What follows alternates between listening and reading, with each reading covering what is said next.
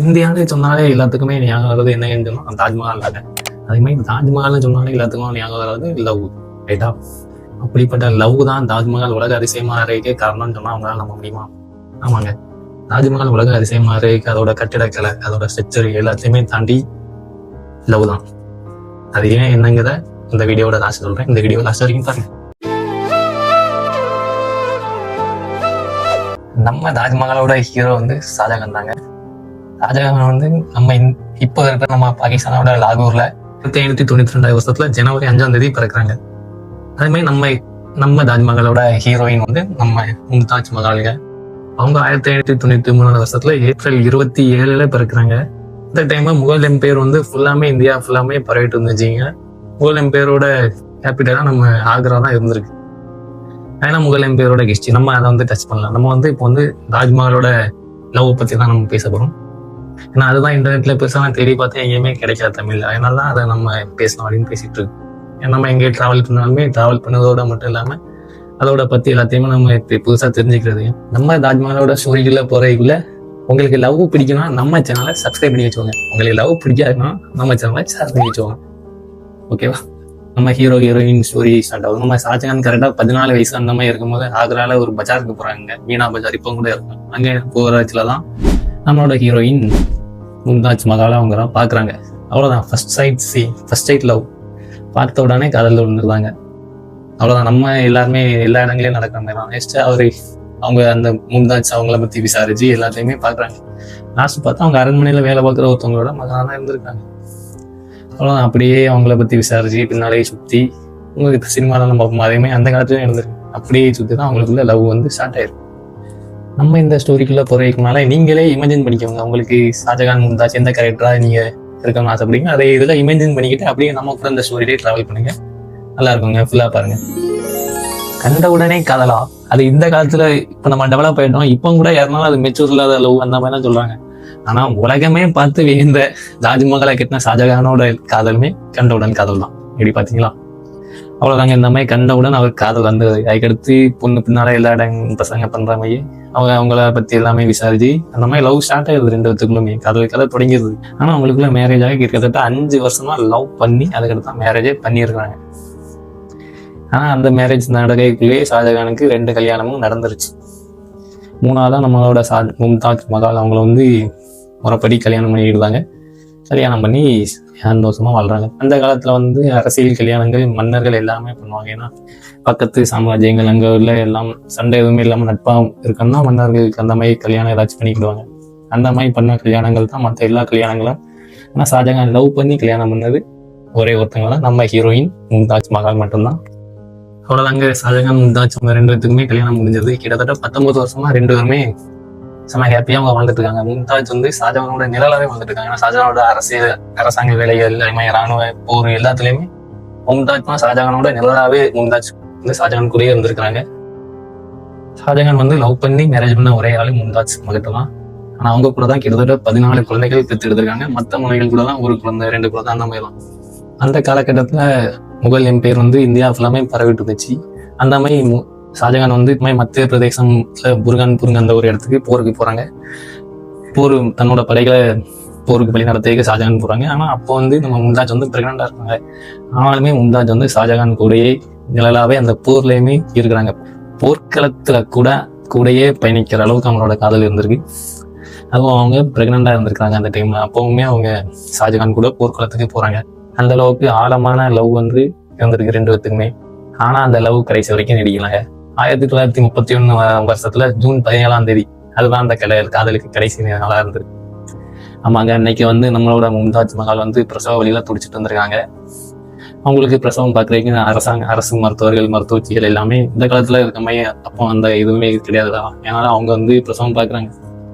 ஆனாலுமே மும்தாஜ் அவங்களால எதுவும் பண்ண முடியல, காப்பாற்ற முடியல. இந்த மாதிரி அவங்க இறக்குற இதுல நிக்கிறாங்க. அரசு மருத்துவர்கள் எல்லாருமே எதுவும் பண்ண முடியாத நிலைமை இருக்கிறாங்க. அந்த டைம்ல ஷாஜகான் வந்து மும்தாஜ் பக்கத்துல உட்காந்து அவங்களோட அன்பை வெளிப்படுத்தாம தலையை வருடி கொடுத்துட்டு அந்த மாதிரி இருக்கிறாங்க. அப்பதான் நம்ம மும்தாஜ் மஹால் வந்து கேட்கறாங்க. ஒரு 3 கண்டிஷன் கோரிக்கைகள் வந்து ஷாஜகான் கிட்ட சொல்றாங்க.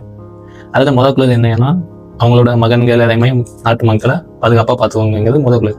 இந்த மாதிரி 2ஆவது என்னன்னா வேற யாரு கூடயுமே குழந்தை பெற்றுக்கவே கூடாது அப்படிங்கிற ஒரு 2வது கண்டிஷனுமே மும்தாஜ் வந்து ஷாஜகான் கிட்ட கேட்குறாங்க. 3வது கண்டிஷன் தான் இன்னைக்கு உலகமே பார்த்து வியந்துட்டு இருக்க தாஜ்மஹால்.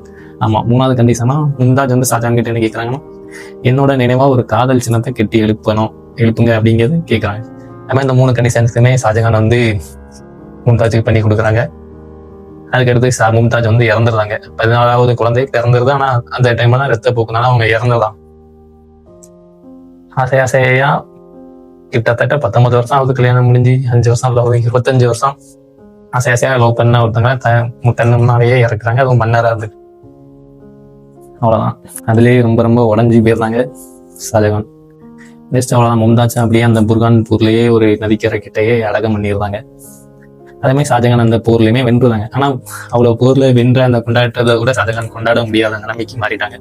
அவ்வளோ அடுத்து ஷாஜகான் ஆக்ரா வராங்க. ஆக்ரா வந்து அவங்க மும்தாஜை பிரிஞ்சுட்டு அவங்களால இருக்க முடியல. மும்தாஜோட பிரிவு வந்து அவங்கள வந்து ரொம்ப ரொம்ப ரொம்ப டிப்ரெஸ் பண்ணிடுது. அவங்க ரொம்ப டிப்ரெஸ் ஆகியிருந்தாங்க. அவர் கிட்டத்தட்ட ஒரு நாட்டோட ராஜா மன்னர். ஆனால் எந்த ஒரு நாட்டு பணிகள் எதுலையுமே பண்ணாம அவர் அப்படியே அலோன் ஆகியிருந்தாரு. எந்த ஒரு இதுலையுமே தன்னை ஈடுபடுத்திக்கிடாம தன்மையாகவே இருக்கிற அவர் வந்து அந்த மும்தாஜ் இழந்தது வந்து அவருக்கு வந்து ஒரு பெரிய இழப்பு ஆகிடுது. அவருக்கு சொல்ல போனா எல்லாருமே பார்த்துருப்பீங்க, அந்த காலத்துல ஹஸ்பண்ட் இறந்தா வந்து ஒய்ஃப் வந்து இந்த வெள்ளை ட்ரெஸ் போடணும் அந்த மாதிரி. ஆனா மும்தாஜ் இறந்தப்புறம் ஷாஜகான் வந்து வாரத்துல புதன்கிழமை வந்து வெள்ளை ட்ரெஸ் போட்டு தான் அவர் எல்லா இடத்துலையும் அங்க வெளியே வருவாராம். நதிக்கரையில வெள்ளை ட்ரெஸ் போட்டுக்கிட்டு வரோம். அந்த மாதிரிலாம் நிறைய இதில் பார்த்தேன். அந்த காலத்திலேயே அவரோட இப்படிலாம் இருந்திருக்கிறாங்க. அந்த மாதிரி ஏகப்பட்ட மாசங்கள் அவர் தன்னை தனிமைப்படுத்திக்கிட்டு தான் எடுத்து அவர் கொஞ்ச நாள் கழிச்சு வெளியே வராங்க.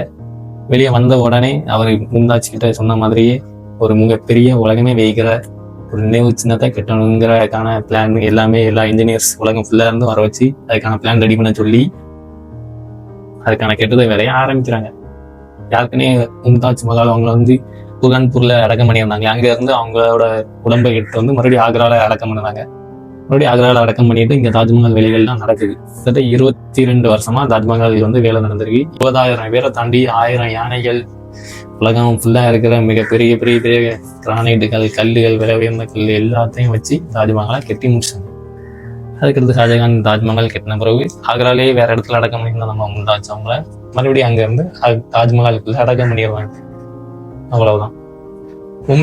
மும்தாஜோட இழப்பு வந்து ஷாஜகான் வந்து கொஞ்சம் கூட அதை ஏற்றுக்கவே முடியல.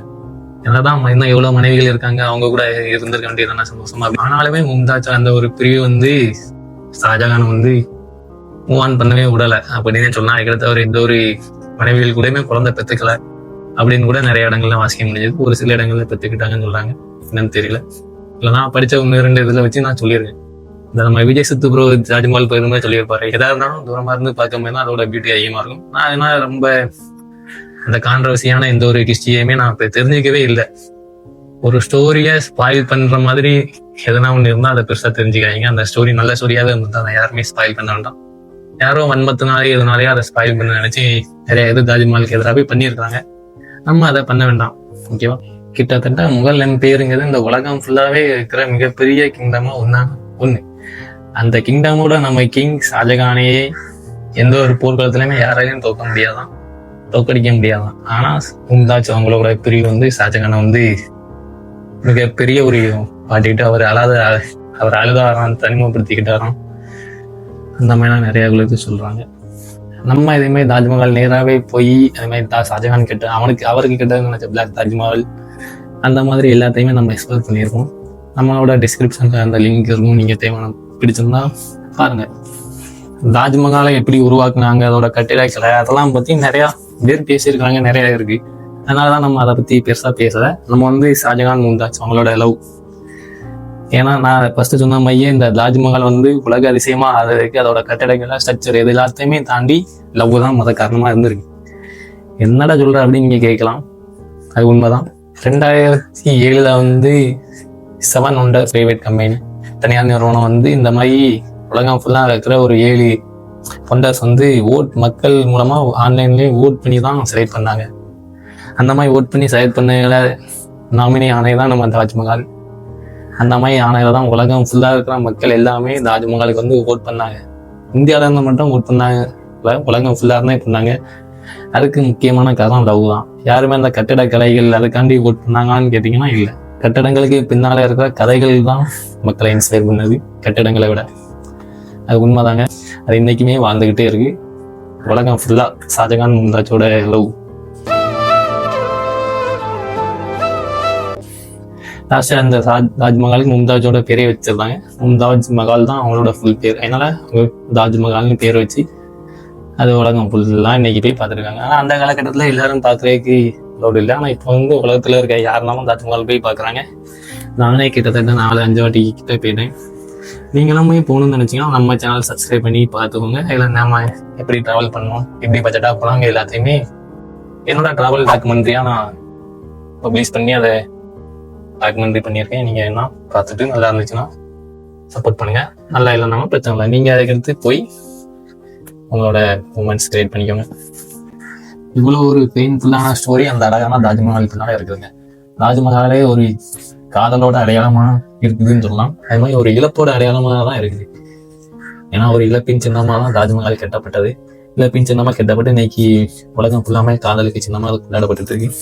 அது நம்ம இந்தியாவில் இருக்குது. நமக்கு ரொம்ப ரொம்ப சந்தோஷங்க. அது வந்து இந்தியாவோட ப்ரௌடாக இருக்குது. இந்தியாவுன்னு நீங்கள் ஃபாரினர்ஸ் யார்கிட்ட கேட்டாலுமே அவங்க ஃபர்ஸ்ட் சொல்றது தாஜ்மஹால்.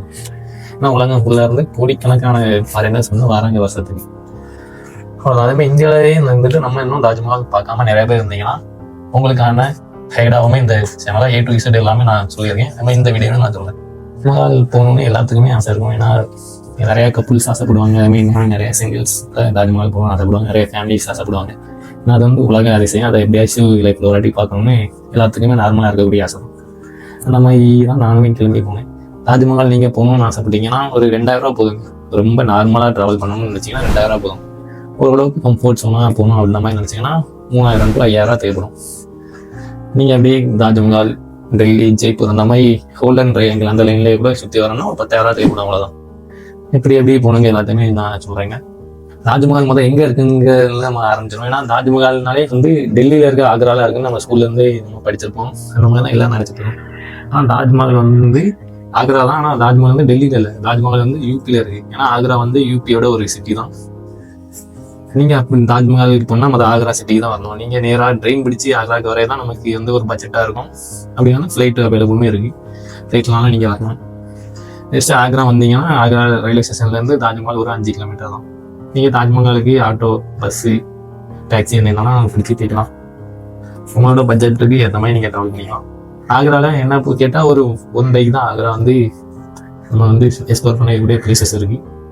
அதனால் ஒரு நாளே ஆக்ராவுக்கு போகலாம். அதனால் ரூம்ஸ் பெருசாக எடுக்கிறது வேஸ்ட்டு தான். ஏன்னா ரயில்வே ஸ்டேஷன்லேயே லாக் ரூம் உண்டு. அங்கேயே நம்மளோட லக்கேஜ் எல்லாத்தையுமே வச்சுட்டு அங்கேயே ரெஃப்ரெஷ் ஆகிட்டு நம்ம போய் சுற்றி பார்த்துட்டு அவன் நைட்டு சாயங்காலம் வாக்கில் வந்து மறுபடியும் நம்ம திரும்பி டெல்லி இல்லாட்டி அப்படி ஊருக்குனாலும் வந்துடலாம். மொத்தமாக ஆக்ராக்கு எனக்கு எவ்வளோ செலவானிச்சின்னு கேட்டிங்கன்னா வெறும் 1500 தான் ஆச்சு. நான் வந்து செகண்ட் கிளாஸில் தான் போனேன். திருநெல்வேலியிலேருந்து நம்ம ஆக்ராவுக்கு 560 ரூபா சம்திங். மறுபடி ஆக்ராவிலேருந்து நம்ம திருநெல்வேலிக்கு ஒரு 520 ரூபா. அங்கே ஆட்டோக்கு 20, 40. அப்புறம் ஆக்ரா நான் நடந்தே தான் போனேன், நடந்தே தான் வந்தேன். ஏன்னா எனக்கு அந்த சிட்டியை வாக் பண்ணிட்டு எக்ஸ்ப்ளோர் பண்ணிகிட்டே போகிறது பிடிக்கும். ஏன்னா நம்ம அங்கே போய் ஆட்டோ வந்து எடுக்கலை பெரும்பாலும். ஒரே ஒரு நாள் மட்டும் தான் எடுத்துருவோம். அப்புறம் 1500 ரூபா.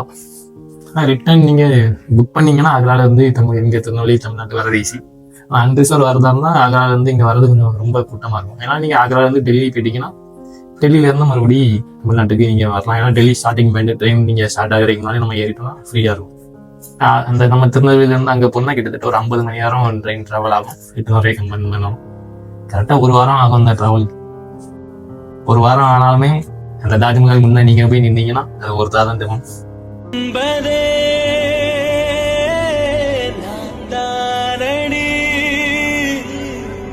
அதனால் நீங்கள் எல்லாருமே ட்ராவல் பண்ணுங்கள்.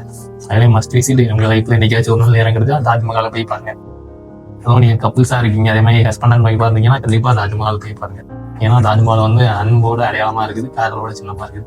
ஆனால் உலகம் ஃபுல்லாமே அன்பு தான் உலகத்தையே ஈக்கிட்டு இருக்கு. ஆனால் உங்களுக்கு எதனா தாஜ்மஹால் போகிறத பற்றி இல்லாட்டி நம்ம பண்ண ஏதாச்சும் ஒரு ட்ராவல் பற்றி எதனா உங்களுக்கு ஒரு கிளாரிஃபிகேஷன் ஏதாச்சும் ஒரு டவுட் அந்த மாதிரி. ஏன்னா நம்ம பெருசாக கண்டினியூட்டி இருக்காது, நம்ம தெளிவாகவும் சொல்லியிருக்க மாட்டோம். ஏன்னா நம்ம வந்து புது விளாகர், நமக்கு அந்த அளவு லாக் பண்ண தெரியாது. ஏன்னா நீங்கள் தான் முன்னா என் பர்சனல் டீம் பண்ணுங்க, நான் கண்டிப்பாக கிளாரிஃபை பண்ணுறது என்னோட ட்ராவலை பற்றி. ஓகேவா? பார்த்தீங்கன்னா வச்சுக்கோங்களேன், எல்லாருமே தாஜ்மஹால் போகணும்னு ஆசைப்பட மாட்டாங்க. எல்லாருமே தாஜ்மஹால் போகவும் மாட்டாங்க. நான் உலக அதிசயத்தை பார்க்குற கண்டி போறவங்க நிறைய பேர் இருக்காங்க. ஆனா இந்த காதல் கண்டி போறவங்க நிறைய பேர் இருக்காங்க. நீங்க டான் படம் அந்த மாதிரி நிறைய படங்களை பார்த்தீங்கன்னா தெரியும். அந்த மாதிரி நிறைய மூமெண்ட்ஸ் பண்றதுக்கு தாஜ்மஹாலுக்கு ஏகப்பட்ட காதலர்கள் வருவாங்க. அவங்கள உட்காந்து இந்த மாதிரி நிறைய சிங்கிள்ஸ் ரெடியும் பார்ப்பாங்க. நீங்க அதை பார்த்துட்டு இருக்க சிங்கிளா இருந்தாலும், கப்பிள்ஸா இருந்தாலும், ஹஸ்பண்ட் ஒய்ஃபா இருந்தாலும், இல்லாட்டி யாரா இருந்தாலும் தாஜ்மஹால் லைஃப்ல ஒரு வாட்டி வச்சு பாருங்க. தாஜ்மஹால் வந்து காதலோடைய சின்னமாவே இருக்கும். ஏன்னா எல்லாருமே ஒரு வாட்டியாய் காதல் சின்னத்தையே பாருங்க. ஏன்னா இந்த உலகத்தையே காதல் தான் இயக்கிட்டு இருக்கு. ரைட்டா?